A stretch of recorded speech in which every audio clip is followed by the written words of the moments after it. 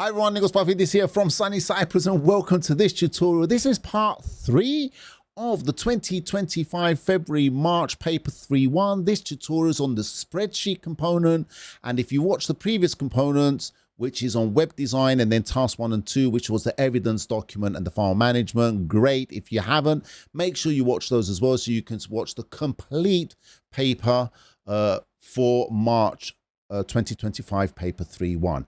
Now, as I said, this is the spreadsheet component, and from what I've seen just by looking at this paper quite quickly, I do remember students taking this examination and quite a few of them were a little bit phased with the long calculation. So let's see how we're going to deal with this in this tutorial.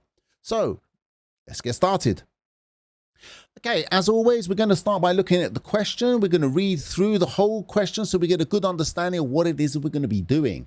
So for task 4 spreadsheet, it says you're going to be editing a spreadsheet to calculate the surface area of walls in a room.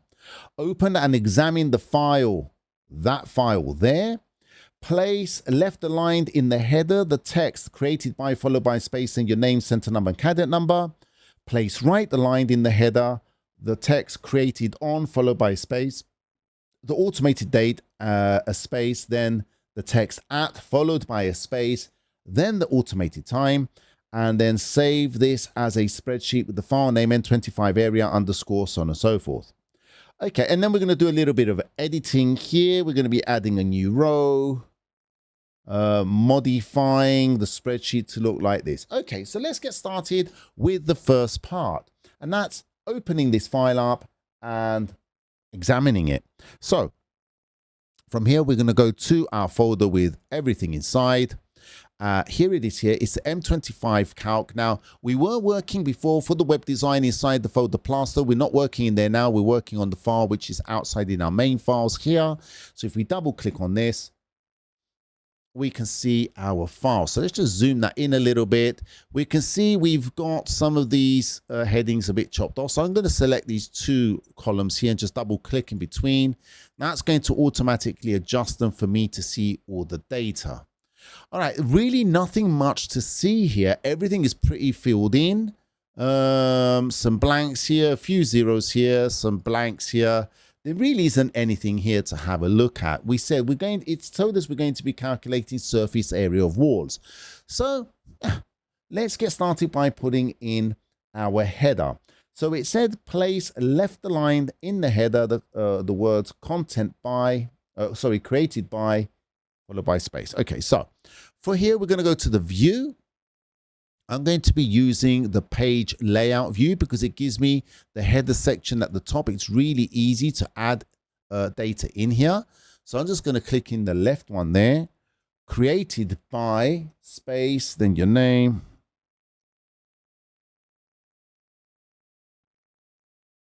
So there are my details. Actually, 1, 2, 3, 4. I'll put the Y capital as well. And then on the right hand side, it wants place right aligned in the header the text created on. So we're going to put here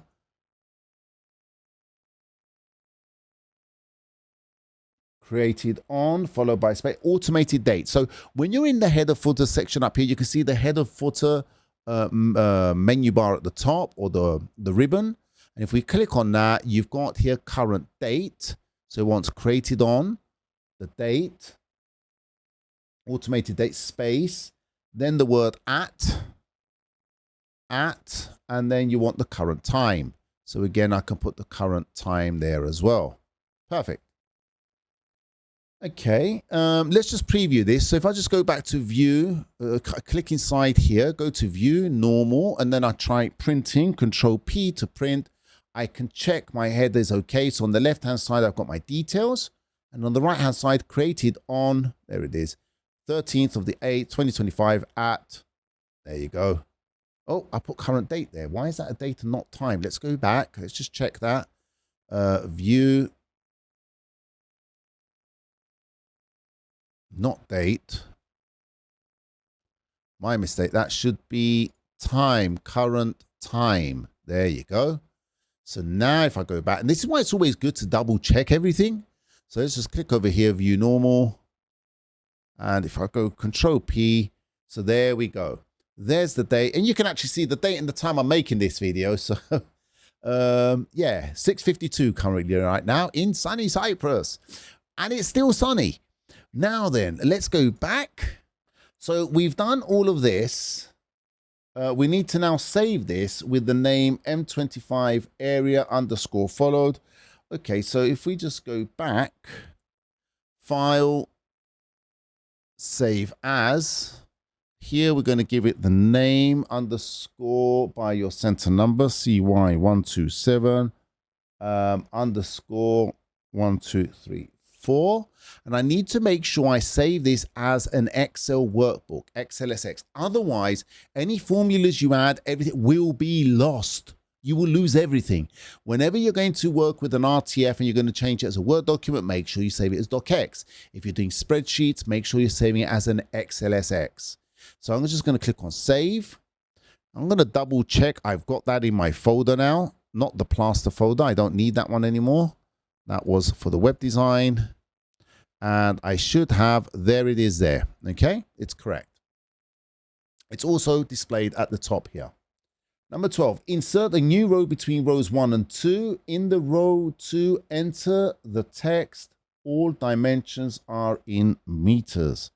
So let's go do that now. So between 1 and 2. So I'm going to right click on 2 and click insert, because if you just do a right click insert, it will add the row above. And that will be between 1 and 2. And then it says in the new row 2, which is this one, we're going to add that text there. All dimensions are in meters. That was easy. And that was 2 marks. So, perfect. Let's go now. It now says, let's just zoom that out a little bit so we can see everything.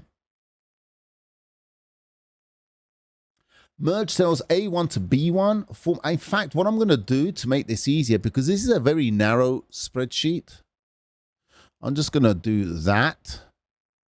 And I'm going to bring in my question paper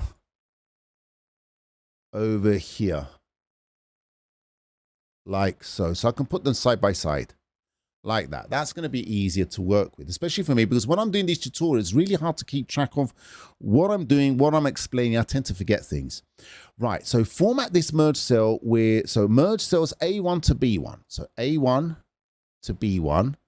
Okay, I'm just going to I can right click there. And it's going to be hard for me to find everything that I want now. So I'm going to keep doing this. So with that open, I'm going to go to the home ribbon, just do merge and center. Okay, so format the cells A1 to B. Format this merge cell with a white 24-point sans serif font on a black background. So with that there, from home, I want a black background. Sans serif means Arial. So I'm just going to, I can leave it as Arial narrow. That's fine because it's an Arial font. Serifs are the little tick. So let's just change the font to white so you can see what I mean. So if I was to make this, let's say Times New Roman, which is a serif font, you can see the letters have got these little ticks at the top where the L is, at the bottom, the A has got that little tick. Okay, so that's a serif font. We want a sans serif font. So a sans serif font will be Arial, or what they've given us, Arial Aptos narrow. That's absolutely fine. It really doesn't matter. I could just leave that as it is. So 24-point sans serif font on a black background. Merge cells A2 to B2. A2 to B2. We're going to merge those as well. Where's my merge? Let me just expand that so I can find my merge and center. There we go. Format the spreadsheet like this. So now I'm just going to look at this and format it. So I'm going to make this bigger. I want this, we said size 24. But I also want text wrapping after the word surface. So when I've got the word surface, I'm going to click here. I'm going to delete the space between the word surface and area, like that. And then I'm going to hold the Alt key on my keyboard, the ALT. And while I've got that pressed down, I'm going to press the Enter key. And what that's going to do, it's going to break the line. Okay. And it's going to text wrap it. So now it doesn't matter how I adjust the width of this cell or make it small, it's always going to be broken at that point. So there you go, plastering. So it actually looks like it's got a bold lettering there. So I'm just going to make that bold as well. There we go. And it's got more black top and bottom. And it's also aligned vertically. So I'm just going to do the alignment. So it's vertically aligned as well. So I've got the same amount of space, top and bottom, bit more space. I think will be okay like that. Perfect. Now, that one looks good. Let's go to this one. This looks like it's bold. It's center aligned. All of these look like they're right aligned. And all of these look like they're center aligned.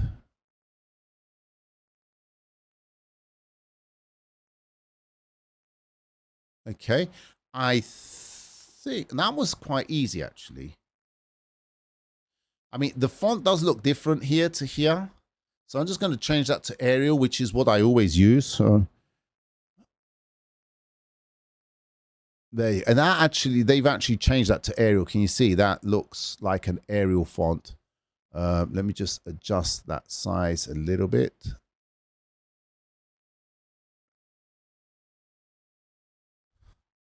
I don't think that's actually bold.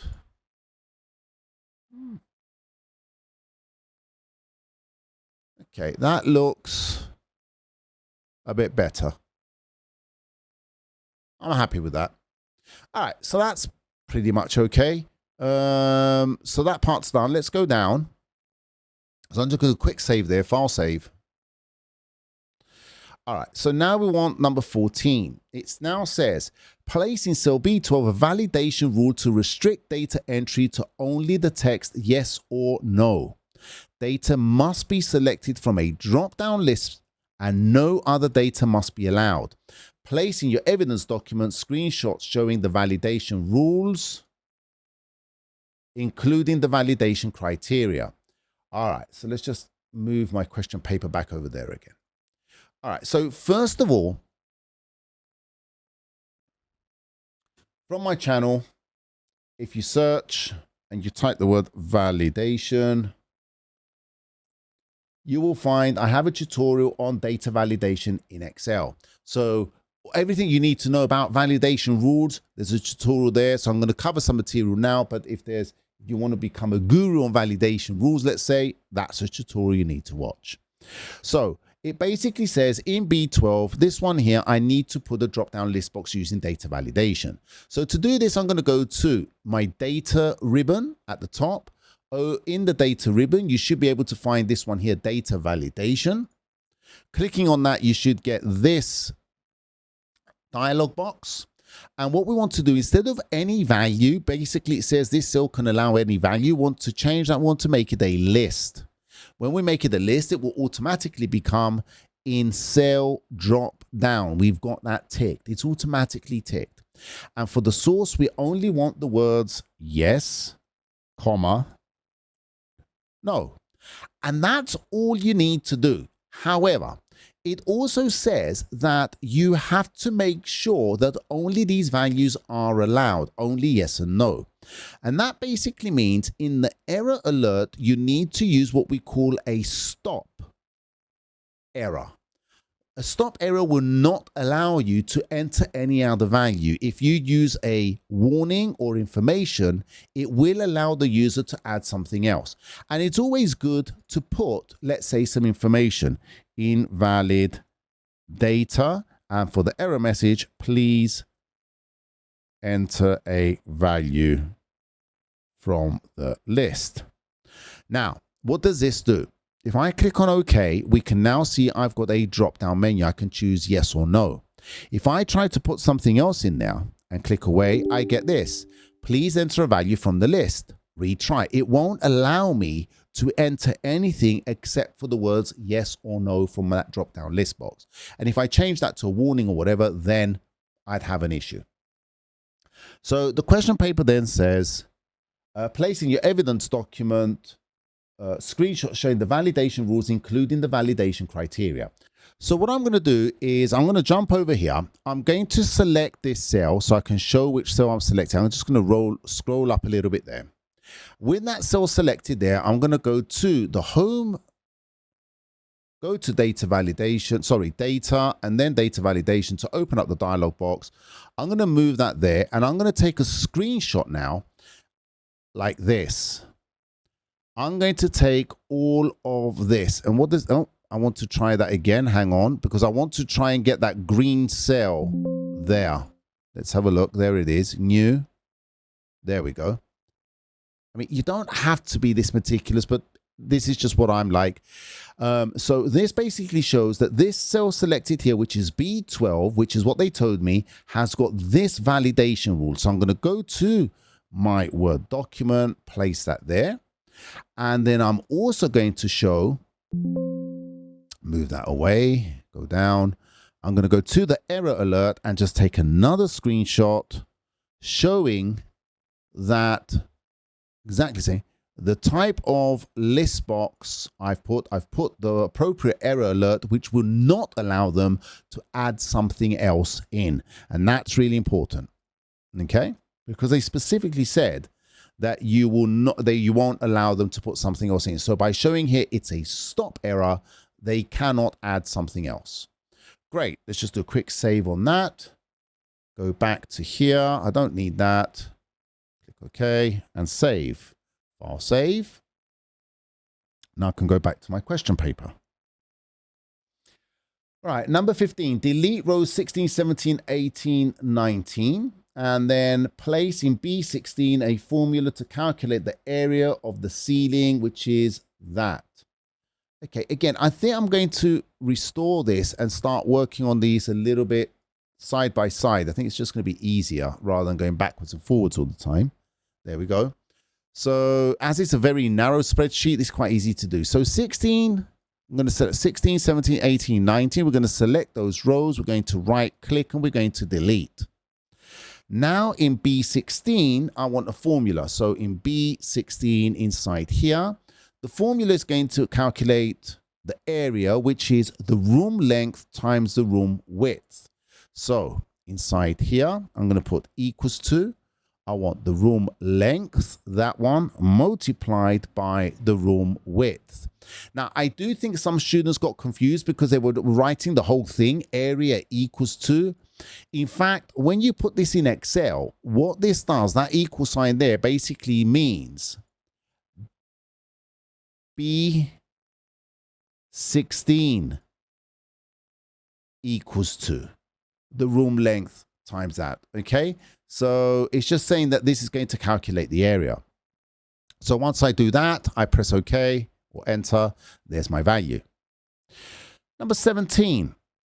Okay, it says here, place in cell B17 a formula to calculate the area of the walls. Now, I think this is the one that a lot of students got a little bit messed up with. You know, they weren't happy because it was a really long formula. They found it confusing. Let's just adjust that.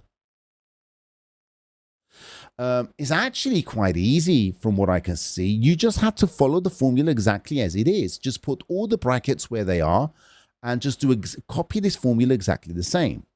So once you've done that, it says if a window is present, add this to the area of the walls within the same formula. So if a window is present. Now, if we remember back over here in B12, we said has windows. And if something is present or not, it's going to depend on if it says yes or no. Okay, because that's what we did up here. And this is why you have to evaluate this spreadsheet so you can understand what you've got in here. All right, so that means I'm going to be creating this formula first, and then I'm going to do a plus, which is what that plus sign is there. But it's only going to add this if what I've got in B12 is a yes. So before the plus, I'm going to have to put an if function, which is going to check if what's inside B12 equals yes. If it is, it's going to add all of that. If it's not, it's going to add 0. All right, so let's go do that. Now, you can do this by doing a long nested if function and say, well, just an if function, say if B12 equals yes, then it's going to be all of this plus this. And if it doesn't equal yes, it's going to be just all of this. I mean, that would work as well. But I think this is why they put this in this order, so you follow this order. So let's go and do this. So B17, I'm just going to start off with equals room height times 2. So that's the room height times 2 times, open brackets, room length plus room width, room length plus room width, close the brackets, minus, open brackets, door height times door width, door height times door width, close the brackets, plus reveal depth, multiplied by brackets 2 times door height plus door width, close the brackets.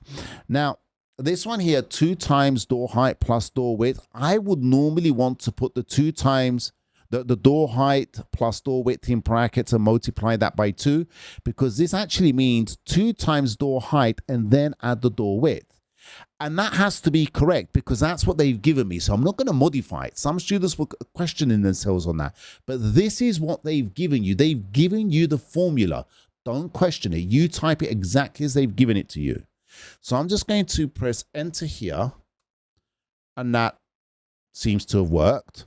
So this is calculating that formula there. Now I need to introduce the conditional part. So it's going to be whatever is in this formula up here, plus this thing here, this formula, if what's inside B12 is a yes.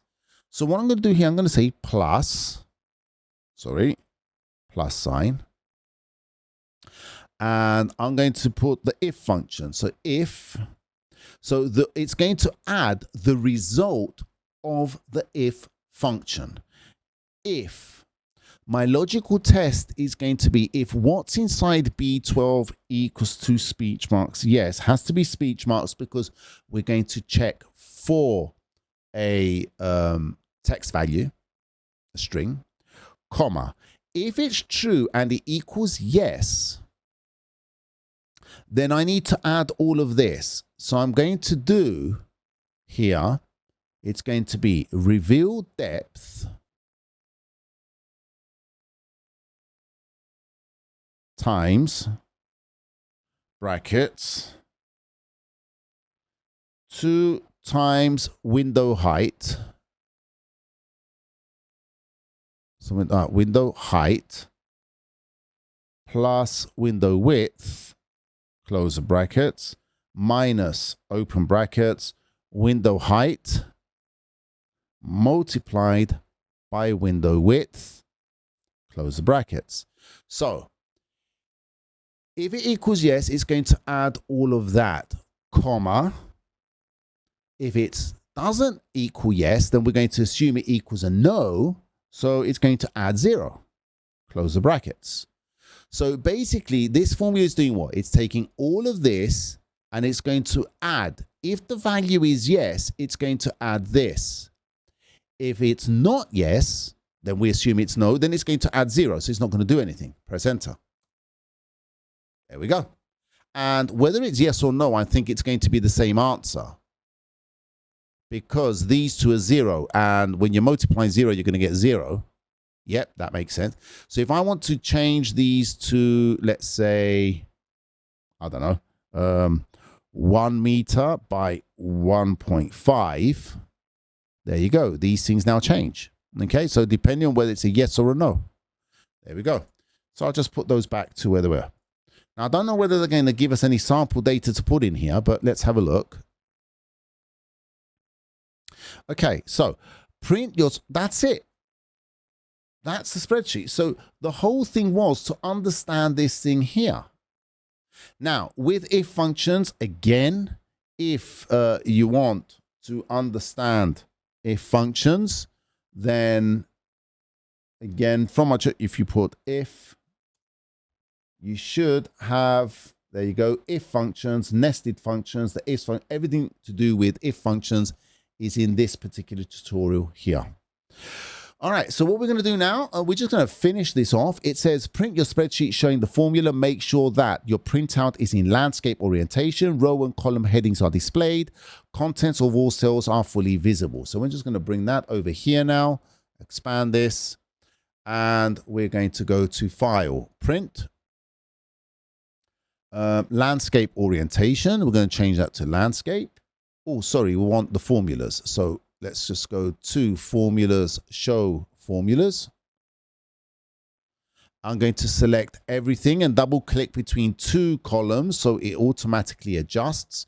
Now, what we're looking for here, you're not worried about this part at the top now, okay, because we want to be able to see the formulas and make sure all of these formulas are nice and clear and they're visible.